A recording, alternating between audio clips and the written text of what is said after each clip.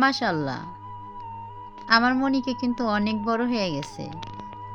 এই যে দেখো তোমরা সবাই, মনিকার শরীরের যে একটা কালারটা এত সুন্দর মাশাআল্লাহ।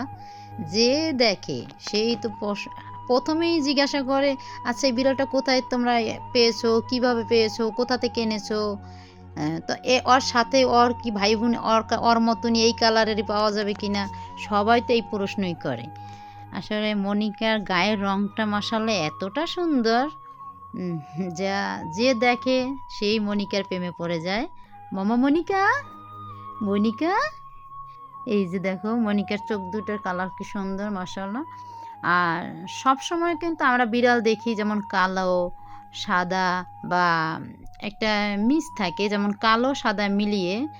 আর মনিকার এই কালারটা কিন্তু মাশাআল্লাহ দেখা যায় না সচরাচর, কারণ এই কালারটা খুবই কমই দেখা যায়। আমার লাইফে যদি আমি বলি, এই কালারের আমি কখনো বিড়াল দেখিনি। দেখেছি একজ সাদা কালো বা মিক্সচার করা গায়ের রংটা, এভাবে দেখেছি। কিন্তু মাশাআল্লাহ মনিকার এই গায়ের রংটা খুবই সুন্দর মাশাআল্লাহ। দেখো কালারটা কেমন মাশাআল্লাহ। মনিকা, মনিকা, মনিকা, হ্যালো বলে দাও। মনিকা বলো, হ্যালো বন্ধুরা, তোমরা সবাই কেমন আছো?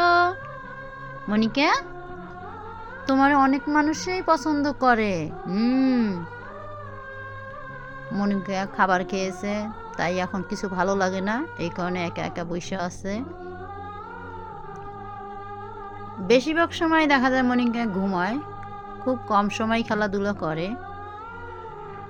একা যখন থাকে, যখন ওর খেলার সঙ্গী নাই, কিছু না, কেউ ওর সাথে দুষ্টামি করে না, তখন সুযোগ পেলেই যায় ঘুমায় যায়। আর ওর সাথে সবসময় যেন দুষ্টামি করলে ওর ভালো লাগে, তখন মাশাআল্লাহ নিজের শরীরকে নিজে এইভাবে পরিষ্কার করতেছে।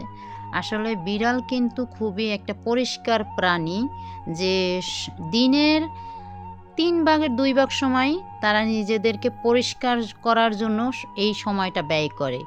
সব সময় দেখা যায় বিড়াল কিন্তু নিজেদেরকে পরিষ্কার রাখে। মাশাআল্লাহ, মনিকা কি করতেছে দেখেন। মনিকা, মনিকা, মনিকা, মনিকা কেমন করতেছে।